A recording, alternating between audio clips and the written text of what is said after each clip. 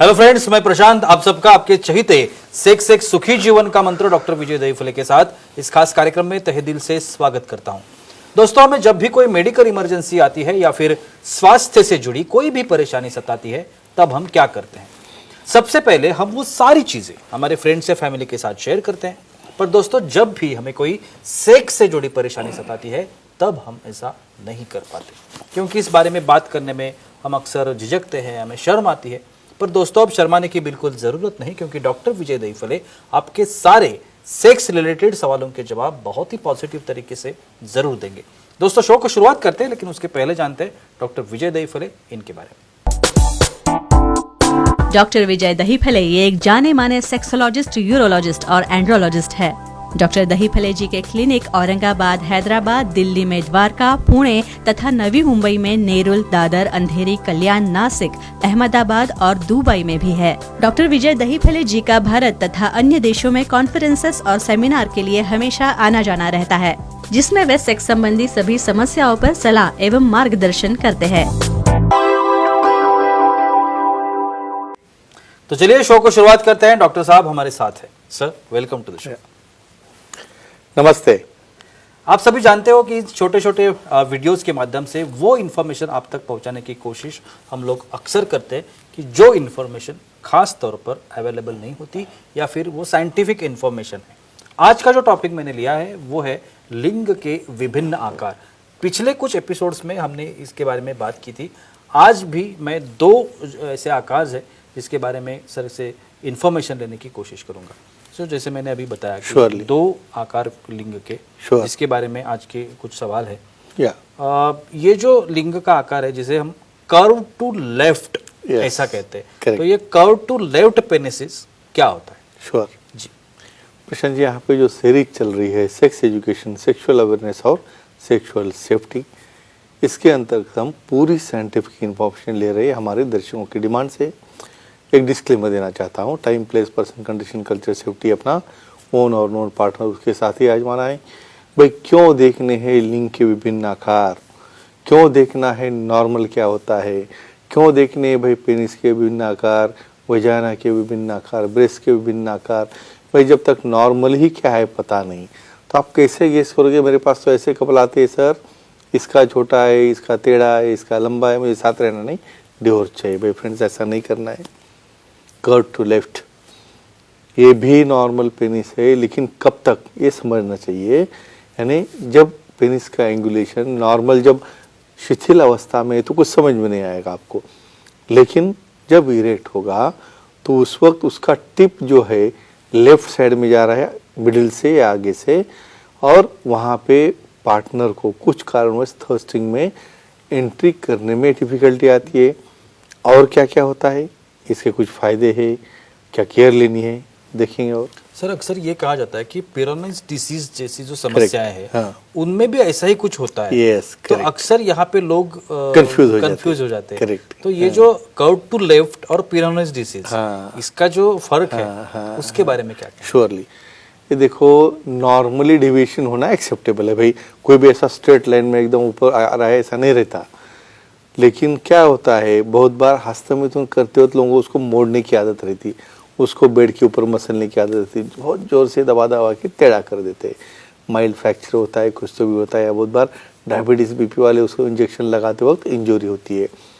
तो ऐसे केस में वहाँ पे कैल्शियम जैसी गिड बन के उसकी जो कार्पोरा है, जो कैप्रा कैवर्नोजा है या उसका ट्यूनिका है, वो कॉन्ट्रैक्ट हो जाता है, और तब पेनिस बेंड होके पैथोलॉजिकल कंडीशन या डिजीज है जिसके अंदर वहाँ पे स्ट्रेट होने के बाद, बेंड होने के बाद वहाँ पे पेनिट्रेशन में, एक्ट में पेन होता है। तो ये दोनों में फ़र्क है। जो पैदाइशी है वो अलग, और ये डिसीज़ होने वाला है जो अलग है। उसका भी काफ़ी अच्छी ट्रीटमेंट है। पी शॉट जैसे इंजेक्शन की जरूरत पड़े तो रिकन्स्ट्रक्टिव सर्जरी करके पेरोनिस प्लेग को भी हम अच्छा कर सकते हैं। बिल्कुल सर, हमारे ऑडियंस हमारे साथ है, उनका भी कुछ सवाल है। रविंद्र जी है बेल्लारी से, उनका सवाल है। रविंद्र जी, पूछिए, क्या सवाल है आपका? हेलो, बोलिए। बोलो सर, टेढ़े लिंग का फ्रैक्चर हो सकता है क्या? क्या बात है, यही टॉक को हम कंटिन्यू करेंगे। बिल्कुल। देखो, क्यों नहीं होगा फ्रैक्चर है, पहली तो चीज बोलेंगे भाई हाड़ का फ्रैक्चर होता है, बोन का फ्रैक्चर है, लिंग का होता है क्या? जब इसके अंदर इतना प्रेशर बढ़ता है भाई, बोनी हार्ड स्टोनी हार्ड हो जाता है और रूटीनली स्ट्रेट पेनिस को हम अच्छी तरह से उसे पेनिट्रेट कर सकते हैं।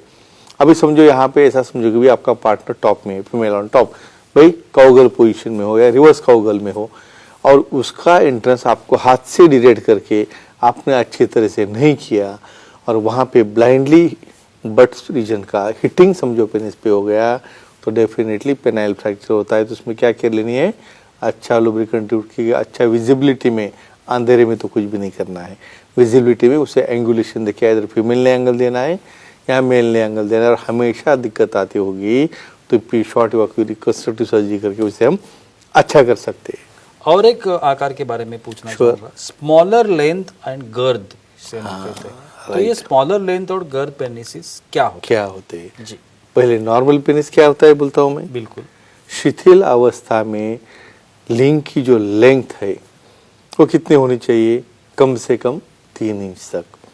इरेक्ट पोजीशन में कितनी होनी चाहिए, 5 inches plus and minus 2 standard deviation. भाई 5 भी होगा आफ्टर इरेक्शन, या बहुत बार 6.5 7 भी हो सकता है, या बहुत बार 4 भी हो सकता है इरेक्ट पोजीशन में। और गर्द समझो 3 या 4 इंचेस तक, ये नॉर्मल है। तो रूटीन स्टैंडर्ड से छोटा है भाई लेंथ जो है, कोई भी पेनिस बहुत बार इरेक्शन के बाद भी 2.5 इंच से छोटा होगा तो उसे हम स्मॉल पेनिस कहते हैं। ऐसा 2.5 से 3 इंच के बीच में और कम से कम 2 इंच से छोटा वाला जो पेनिस रहता है तो स्मॉल गर्थ और स्मॉल लेंथ वाला पेनिस कहते हैं। ये भी एक्सेप्टेबल है, कब तक, जब तक पार्टनर कंप्लेंट नहीं करेगा तब तक। बिल्कुल सर, स्मॉल पेनिस के बारे में हम लोग बात कर रहे हैं, तो स्मॉल पेनिसेस में कॉइटल अलाइनमेंट टेक्निक जिसे हम कैट कहते हैं, क्या बात ये क्या होता है? यानी आपने तो पूरा एकदम स्टडी कर लिया है सब्जेक्ट का, लेकिन इम्पोर्टेंट है, इंफॉर्मेशन रहनी चाहिए।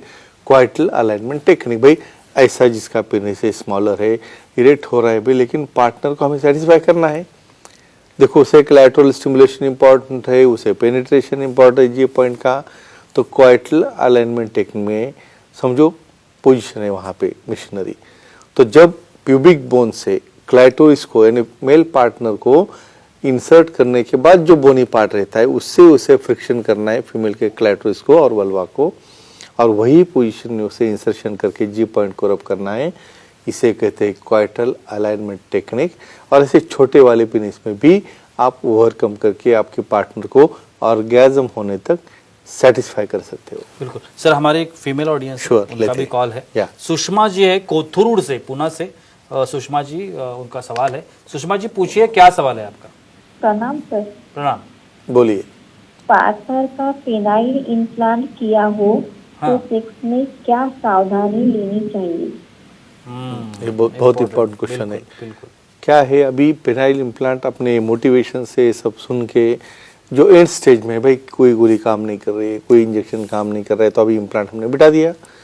लेकिन इम्प्लांट बहुत बार अकेले अकेले आते हैं बिठाने के लिए, फीमेल को तो कुछ पता ही नहीं। लेकिन ऐसा नहीं करना है भाई, बोलना है अपने पार्टनर को मुझे इम्प्लांट बिठाया भाई, उसमें क्या केयर लेनी है। पहले 1 महीने में तो हार्ड सरफेस के ऊपर बैठना नहीं, बाइक के ऊपर नहीं बैठना है, कोई हार्ड ऑब्जेक्ट के ऊपर नहीं बैठना है, उसे ज़्यादा मूवमेंट नहीं करनी है।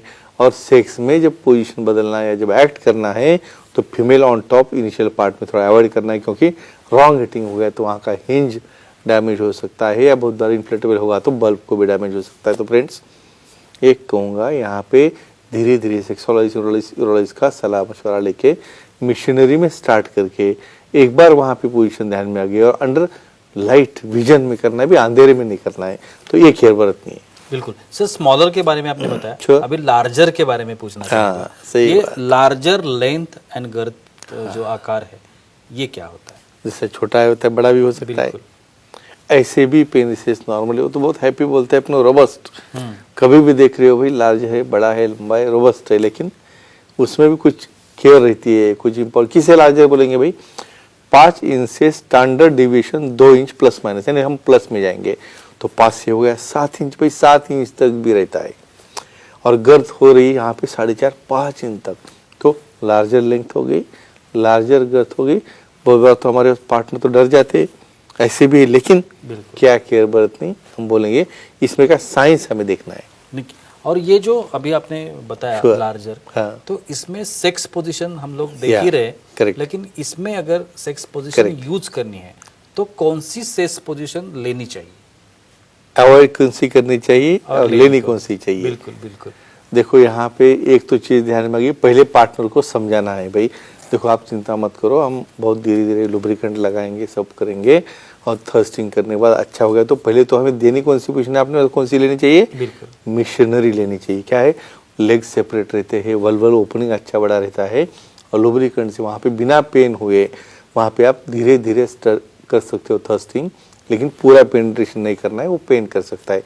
और कौन सी अवॉइड करनी है भाई? फीमेल ऑन टॉप, यानी रिवर्स काउगर्ल है भाई, उसमें उनका कंट्रोल छूट गया तो पूरा का पूरा 7 इंच पेनिस का पेनिट्रेशन होके वहाँ पे इंजरी या कोई पेन हो सकता है। तो एनी कुछ भी तरह से फीमेल ऑन टॉप वाली पोजीशन इसमें अवॉइड करना है, और करना है तो बहुत केयरफुली करना है। तो फ्रेंड्स, इसका साइंस देखो, हमें साइंस देखना है, उससे एजुकेशन लेना है, खुद भी फिट रहना है, पार्टनर को भी एंजॉयमेंट देना है, और निजी लाइफ एंजॉय करना है। बिल्कुल, thank you so much sir, Yeah. बहुत ही अच्छी जानकारी आज भी हमें मिली है, लेकिन वक्त की पाबंदी है, हमें यहाँ पे रुकना पड़ेगा। लेकिन आप अगर डॉक्टर साहब की सलाह लेना चाहते हैं तो टीवी स्क्रीन पर आपको अभी कॉन्टैक्ट डिटेल्स दिख रहे हैं सर के, जहाँ पे सर की जो एसजेएम नाम की जो सर की किताब है उसका भी कॉन्टैक्ट नंबर है, आप खरीद सकते हैं ये किताब। और बाकी की जो कॉन्टैक्ट डिटेल्स है उसमें फ़ोन नंबर है, ईमेल आईडी है, वेबसाइट है, कहीं पर भी आप डॉक्टर साहब को कांटेक्ट कर सकते हैं और बहुत ही पॉजिटिव तरीके से अपने हर एक समस्या का समाधान भी पा सकते हैं। तो चलिए रुकते हैं इस एपिसोड में, अगले एपिसोड में फिर मुलाकात होगी, तब तक के लिए शुक्रिया।